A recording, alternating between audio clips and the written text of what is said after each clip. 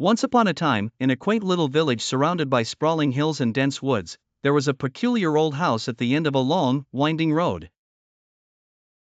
This house had belonged to the enigmatic Mr. Harrington, who had not been seen for years. Strange stories about him circulated amongst the villagers, who swore he was a brilliantly eccentric inventor. The house, with its perpetually closed windows, was the subject of much speculation. Emma, a curious 12-year-old with an adventurous spirit, lived nearby. She found the mysteries around the house utterly irresistible. Every day after school, Emma would sit by the road leading to the house and imagine all sorts of stories about what lay behind those walls. One particularly rainy day, Emma noticed something peculiar. One of the windows on the top floor was open, a first in her years of watching.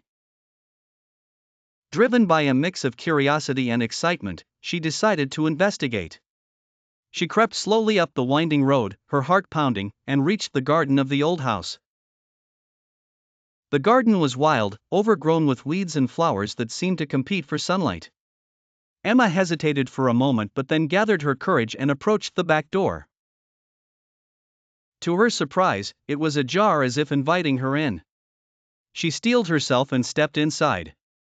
The interior was just as she had imagined, filled with strange contraptions, stacks of dusty books, and incomplete gadgets scattered about.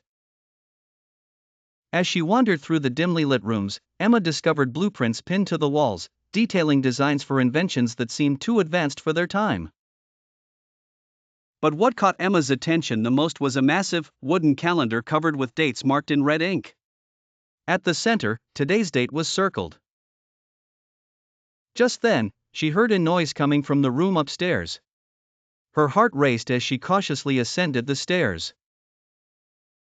At the top, in a room flooded with daylight through the open window, she found an old man hunched over a workbench cluttered with gears and wires.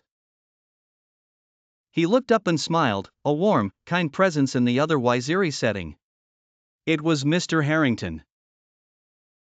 "I've been expecting you, Emma," he said mysteriously.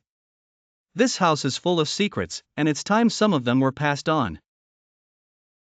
With those words, Emma realized she had stepped not just into a house but into an adventure only beginning.